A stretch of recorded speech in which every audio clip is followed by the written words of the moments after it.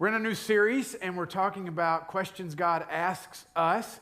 And as I was preparing this week, I thought, I heard a story one time that was almost unbelievable, but I thought I wanted to share that story with you. So turn your attention to the screens. I'm Kyle, and this paperclip changed my life. One day, Kyle was sitting at his desk when he looked down and found a red paper clip. Most of us see this as worthless, but Kyle saw an opportunity. I was suddenly reminded of a childhood game where you take small, useless things and trade them for bigger and better things. So he wondered, could he trade a paperclip for something much, much bigger? He took a picture of the paperclip, put it online, and waited for someone to trade with him. When I first posted the picture of the red paperclip, I thought that some people might find it interesting. It was my hope, my desire that I could find people to trade with. But most people thought it was pretty crazy. In fact, most people thought it was a joke. Turns out, these girls wanted to trade with him. They wanted the paperclip, and in exchange, they gave him a pen that looked like a fish. The girls with the fish pen wanted to trade with me to get the game going because they thought it was a really funny idea, and they just thought it would be an interesting thing to be part of a silly story that I was starting to tell. They were happy, he was happy, and no money was exchanged, just a trade. So he continued. This time, he traded with another person. He gave the pen that looks like a fish for a doorknob. Then another person. A doorknob for a camp stove for a generator for a snowmobile for a van. Trade after trade after trade. It got bigger, better, and crazier. Before he knew it, Kyle had traded all the way up to a role at a Hollywood movie. He had a contract with a director to be featured in his movie, and that's when he made the biggest trade of his life. A town in Canada called Kipling wanted that movie role. In return for the Hollywood movie role, the town gave Kyle a 2-story house for free. In 1 year, Kyle made 14 trades and spent zero money. He went from being just another guy with a paperclip to traveling the world, meeting interesting people, becoming famous, and owning a full house. What do you think of that story? Isn't that amazing? That is phenomenal. I mean, anybody here want a paperclip to go start trading today? It's fascinating, right? I started thinking about this story because, here's the question. What do we learn from a story like this? As you see that, what pops in your mind as you can think about that story? What do we learn from that? The degree of worthlessness that our lives can take. Okay, see, now you're jumping too far ahead into the sermon today, but you're there, you're with me. Does anybody look at that and go, that's just unbelievable? I just can't believe you traded a paperclip for a house. But he did, 14 trades. I mean, it's on the internet, it has to be true, right? I did source it. It had several sources, so it was true. But you're right. When we look at a story like this, there's so many times that we would look at something in our hands and we'd think this has zero value. So let's just discard it. Let's throw it away. And we think it's useless. But there's even times where we can think about ourselves that way, where we feel we have nothing to offer, no value. We want our lives to make a difference, and maybe there was even a time we felt called to do something, but we shook that feeling off as just, bad sushi we had the night before, and we just kept going on the path we're on. We just didn't stop. Well, as I said, we're in the series we're called Hot Seat, Questions God Asks Us, where every week we're examining these questions that God asks someone in the Bible, and we're looking to say, okay, what's the significance of the question? Does that question still apply to us today, and how did they answer it, and how can that inform maybe how we should answer it? And today we're going to be looking at probably one of the most famous stories in the Bible. If you went to Sunday school, I can promise you know it. It's a question about a man who is called to do something great, who questions whether or not he has any value if he can actually do it, even telling God no at one point.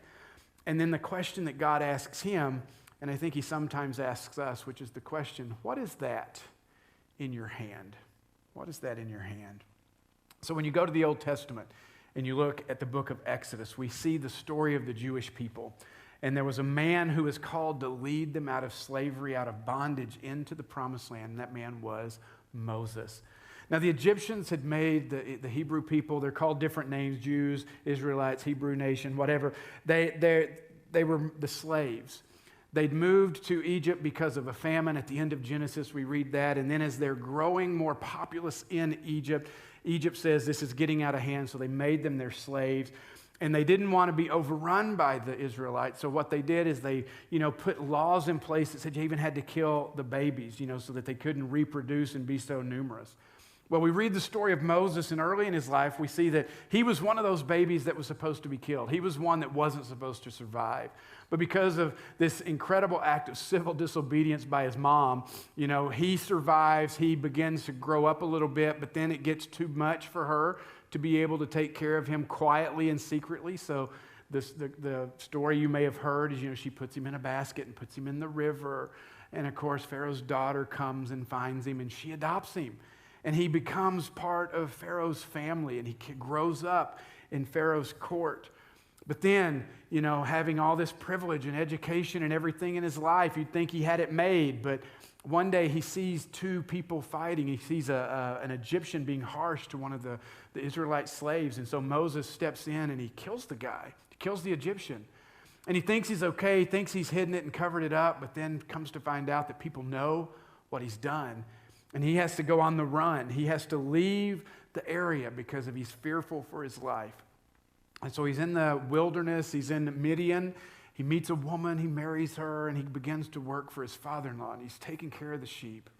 And this is where we pick up the story, because this is where God intersects Moses' life in a very personal way. Not that God wasn't involved before, but in this moment, God actually speaks to him. And let's jump in and see what happens, what does Moses do, where does this question come from, and how does Moses respond? So it starts in Exodus chapter 3. We're going to read a little bit, and then I'll fill in some of the story as well. It says, now Moses was tending the flock of Jethro, his father-in-law, the priest of Midian, and he led the flock to the far side of the wilderness and came to Horeb, the mountain of God. There the angel of the Lord appeared to him in flames of fire from a bush.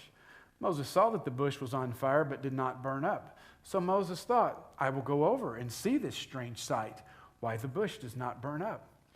When the Lord saw that he had gone over to look, God called to him from within the bush, Moses, Moses. And Moses said, here I am. Do not come any closer, God said. Take off your sandals, for the place where you are standing is holy ground. Then he said, I am the God of your father, the God of Abraham, the God of Isaac, and the God of Jacob. At this, Moses hid his face because he was afraid to look at God.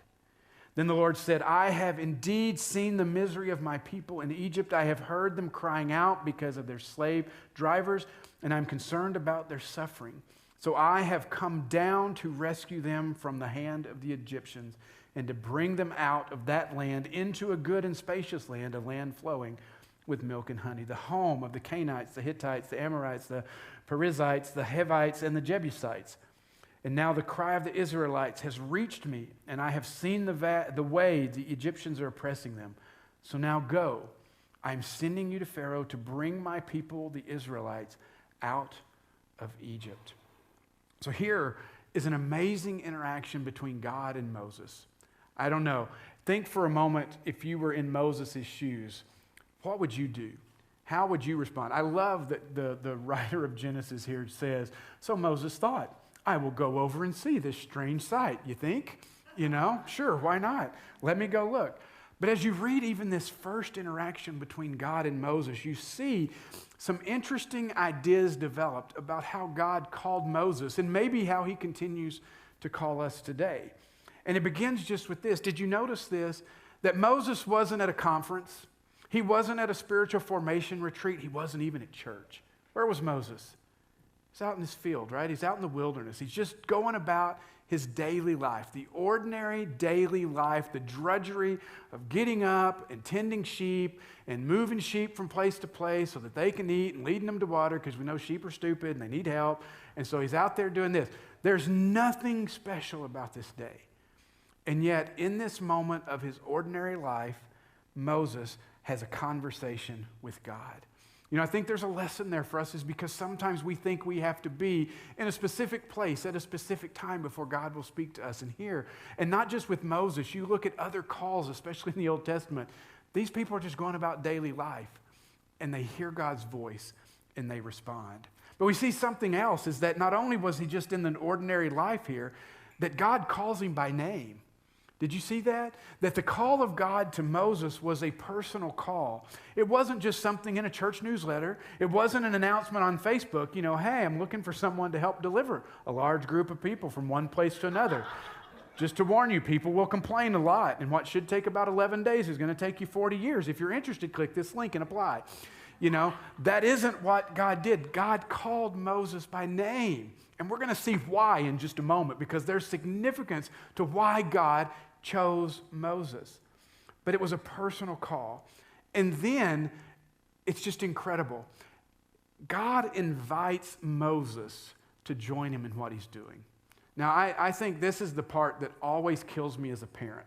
Because I know, and I say this often, but I know that as a parent, if I'm going to do something and I invite my children along to help, it's going to take me 3 times as long, and I'm going to have probably thoughts in my head that aren't very godly or Christian along the process. It's probably going to cost me 3 times as much money as to do it. And I know that has to be what God thinks. Because for some reason in his kingdom, he doesn't choose to just do things and push us to the side and say, oh, just easier. And yeah, it would be easier. But the movement of God in our world is an invitation from God for us to join him in what he is doing. And that amazes me. And when he speaks to us and when he gives us that personal call, we need to see that as an invitation from God. But why does he invite us in the first place? It is because God is not a distant, uninvolved deity. He's not out doing his own thing, ignoring what's happening in this world. No, the reason he's moving, the reason he's inviting is because God sees a need within the world and he wants to do something about that need. And because of his nature, his character, his love, his concern for the world, he wants to, he's going to move and act. And he says, hey, you want to join me? Come be a part of what I'm doing. And it's his love and concern for the world to meet those needs that he reaches out and invites us and calls us personally to be a part of what he's doing. And then the last thing I think we see here is simply this. We see from Moses, as we're going to see in just a bit, that when God calls us sometimes, it can be a very overwhelming, unsettling call that we may not be comfortable with. It may intimidate us. And what's interesting is the urging we feel God may be placing in our life may be a huge undertaking like Moses has, or it may just be overwhelming to us because it's outside our comfort zone to do something we might not be able to want to do without God's calling. And I will say one other thing about when God calls us that we haven't seen yet in the passage that we will, is that when God calls, there's another promise that comes with it, God's presence. God's presence with us. We're going to look at that in just a moment. So we see this, that the call of God is all this stuff. And we would think that, wow, what a privilege. What an opportunity. Moses is just right here face to face with the Almighty God. And so he surely looks at God and says, yes, right away, what do I need to do? But if you went to Sunday school, you know that's not the case. We know that Moses had an issue. Moses had a problem. He had this existential crisis.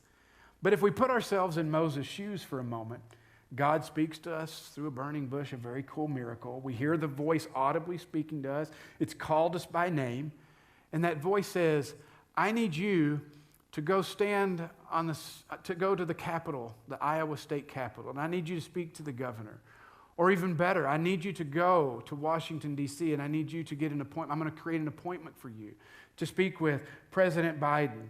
Or better yet, President, I'm going to send you to Russia, and I want you to take a company, be in the presence of President Putin, and I'm going to have a message for you. I need you to go to them and tell them this message. How would you feel in that moment?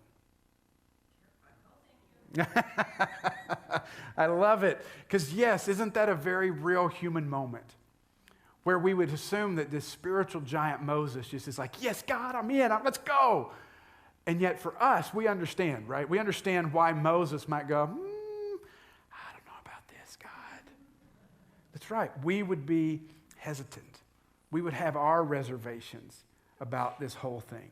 And as you read through the story, if you pick up where we left off, you see that's exactly what happens to Moses. Moses begins with a question.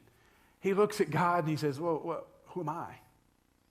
Who am I that I would go and do this? And that, like I said, it's verse 11. And I can relate to that. Can you relate to that? Moses' past was tricky. He knew who he was. He knew that he had killed somebody. Everybody knew. And we would look and we'd say, God, you must not know how to pick a leader. Because, God, there were better people. There were more qualified people. There were people with better resumes than Moses. In fact, if there was headhunting back then, as far as like corporate headhunting to put people in jobs, Moses is not going to be on the top of the list. In fact, Moses probably isn't even going to be on the call sheet at all. Because look at what he'd done. He'd thrown his life away. How could God possibly redeem that? But by asking who me, Moses is acknowledging this inadequacy. He recognizes a very real situation. And Moses is basically saying, if I don't think I'm up to the task, nobody else is either. Nobody else will either. And what I love in this moment is that if you read this in chapter 3, you find that God's okay with this. God doesn't come in and just start smacking Moses around and say, I called you, you just need to go. He's very patient with Moses. He says, Moses, you say you can't do this. And God says, you know what? I will be with you. I will be with you. It's okay. I got this. And in this moment, in this answer, he's reminding Moses of one of these incredible principles that we have to understand, is that when God calls us, God is not saying, I want you to go accomplish something in your own power that only you can do. God is saying, I'm going to work through you, but please keep in mind that it's still God that is the one that is doing the work through us. It's not in our own power, not in our own strength. It's in the power and the presence of God. What we understand here in this moment is that God can overcome our inadequacies. God can even overcome our past, our failures, our limitations when he calls us to something. Moses had screwed up huge, but that didn't prevent him from being used by God in the future. And as I said, to the question of who I am, God says, but I will be with you. I'm bringing you in on this, but it's still me doing it. What's interesting in this moment is that, as I said, God isn't upset with Moses. In fact, Moses proceeds to ask a couple of more questions that God demonstrates incredible patience and a willingness to answer. After he says, who am I? Moses looks at God and says, but who are you? Who are you? You're sending me. What am I supposed to tell them about the one who's sending me? And Moses gets this incredible answer, because that's when God says, you tell them I am that I am has sent me, has sent you. Whoa! Here you are talking with God, and then God is revealing more about himself to you in that moment. I am that I am. God is saying the self-existent creator and sustainer of everything, that's who you tell them sent you. That's who you answer. Now, for some of us, maybe as we see how Moses' questions and answers have gone, we'd be like, okay, I'm good. Not Moses. Moses is still a little reluctant, wants to make some excuses. And so as we pick up the story in chapter 4, we see another interaction between God and Moses. Look at what it says here. It says, Moses answered this, another question, what if? What if they don't believe me, or they don't listen to me, or they say the Lord did not appear to you? Then the Lord said to him, what is that in your hand? A staff, he replied. The Lord said, throw it on the ground. Moses threw it on the ground, and it became a snake. And he did what Brent would do. He ran from it. And the Lord said to him, reach out your hand and take it by the tail. And God and I would have had a problem right there. But Moses reached out and took hold of the snake, and it turned back into a staff in his hand. This, said the Lord, is so that they may believe that the Lord, the God of their fathers, the God of Abraham, the God of Isaac, and the God of Jacob, has appeared to you. That's a funny moment to me right there. Throwing this rod down, and Moses is gone. I get it. I'd have been gone too. As I said, God and I might have had an issue when he said, pick up the snake. But God's question there, what is that in your hand? He's responding to Moses' ongoing questions and excuses of why I can't do this. Moses is trying to reason away this call of God. Moses is trying to say, let me give you 100 reasons why I can't. And God continues to point to the one reason why he can. It's because of God. God is the one doing it. God is the one calling. God is the one that will work through him. And I would have loved to have seen this. God does this incredibly remarkable thing. He takes that ordinary shepherd staff and he shows Moses that he can take the most ordinary thing and do the extraordinary through it.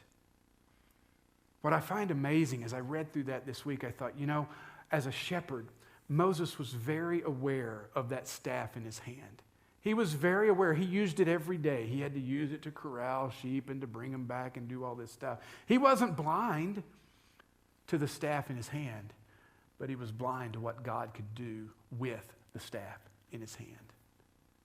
And I wondered, how often do we maybe miss the possibility where we can't see, we're blind to what God can use in our own lives?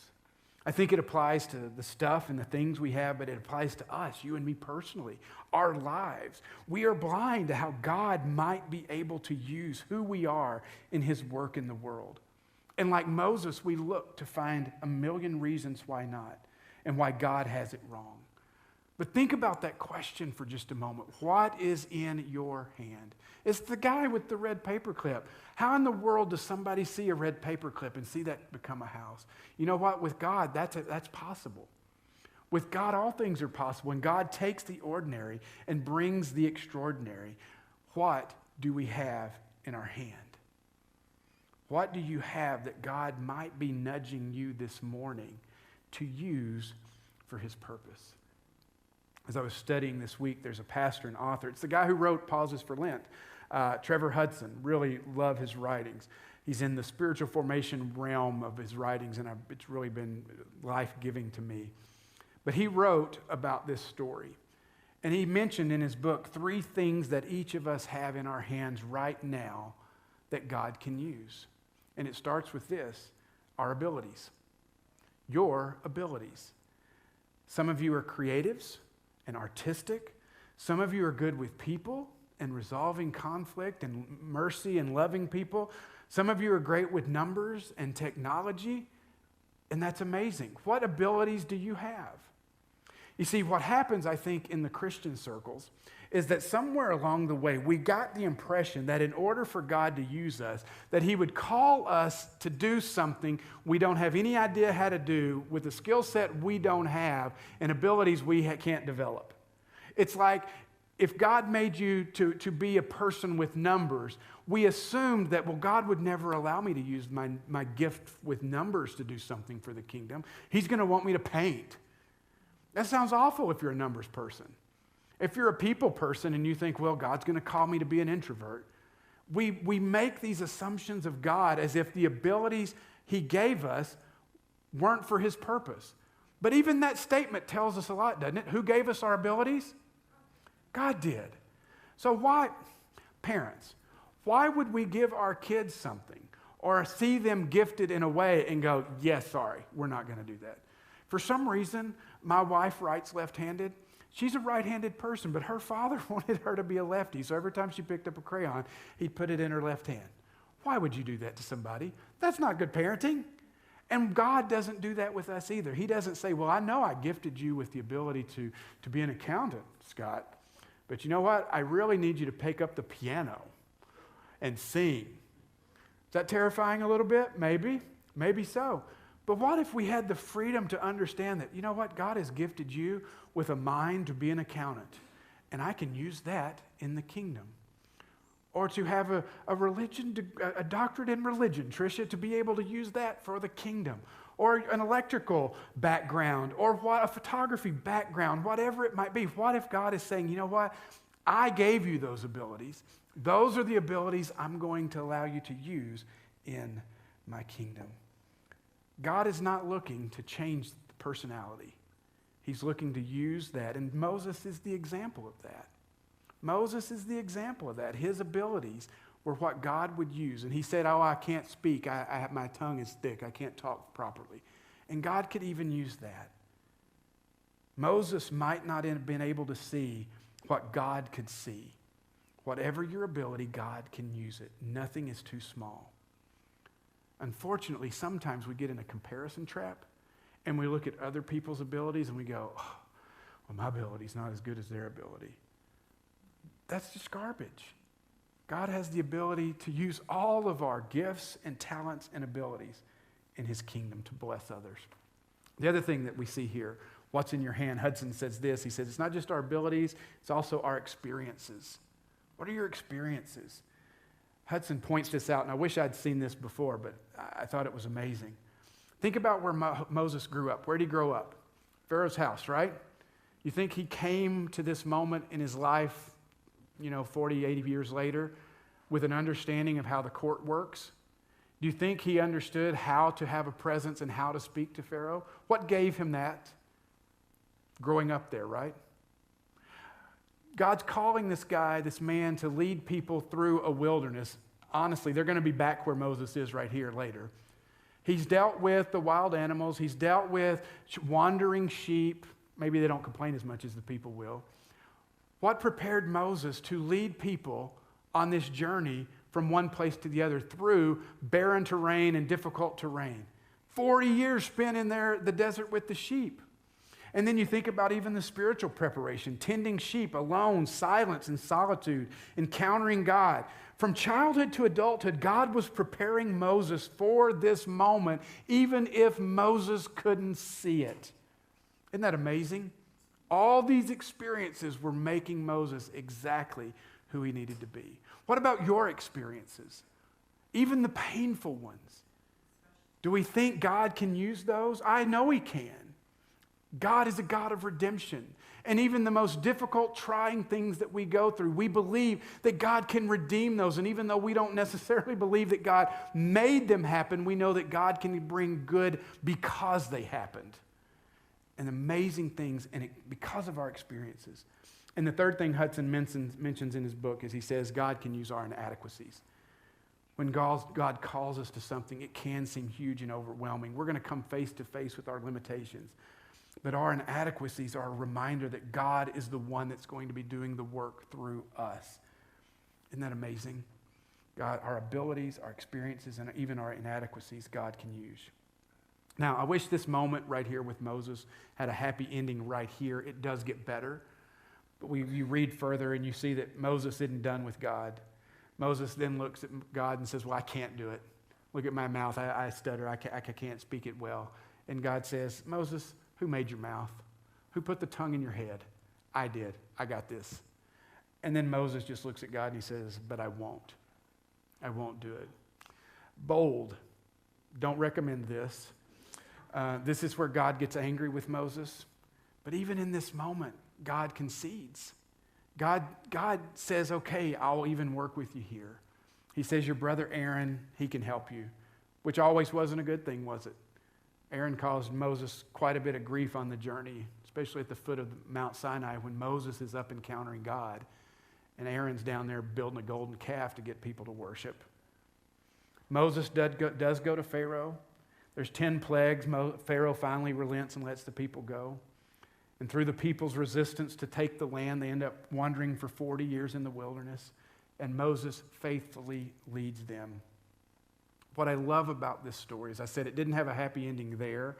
But when you see what Moses does and how God interacts with Moses, there was a change in Moses, where Moses accepted that call and Moses leaned into what God was calling him to do. And in Exodus chapter 33, there's this verse where it says, the Lord would speak to Moses face to face as a man speaks with his friend. Wow.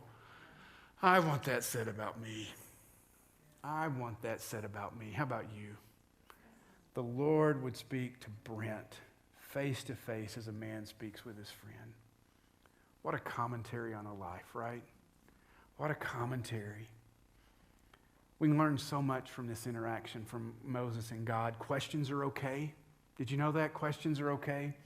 Sometimes you can learn more about yourself and even God just by taking the time to ask the questions. God didn't discourage that conversation. God didn't discourage the questions. When God calls us to go, to step in somewhere, to serve somewhere, it's because he cares. Did you see that?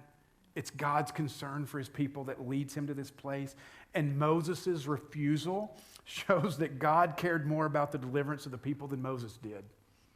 Isn't that fascinating? When we are reluctant, what does that say about us versus God's call?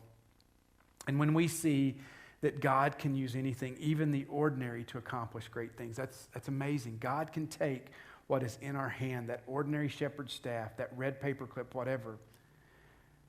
God can use it. And God could even use a broken murderer, fugitive, to bring about God's deliverance to so many people. And if God can do that through Moses, what do you think he could do through you? What do you think he could do through you? One final thought here. Moses was called to an extremely big thing. But out of all these people, there was really only one Moses. Sometimes God calls us to be Moses. Sometimes God calls us to things beyond what we could ever imagine. But sometimes God calls to us is to impact our corner of the world, your office, your neighborhood, or maybe even just one of your neighbors. Sometimes we can think about God using us and it just gets so overwhelmed about our inadequacies that we just get paralyzed. But God is calling. He's inviting you to join him in what he's doing in the world. This morning, I just want you to ask, what's in my hand?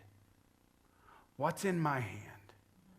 And what may be holding me back? But God wants to use to reveal himself to the world. You get to the end of this interaction between God and Moses. You know what he says? God says to Moses, he says, don't forget your staff. Take that with you. That is the same staff that God would use all through their journey. We've seen the movie, The 10 Commandments, Charlton Heston parting the sea. The scripture doesn't say it, but we assume that staff is in his hand. The staff is parting the sea. God, through the staff, is parting the sea. When the people are thirsty, what does Moses do with that staff? He hits the rock. He does it twice. He shouldn't have done it the second time. God had to deal with that one. But don't forget the staff. Don't forget what's in your hand and how God may be able to use that for him to impact the world.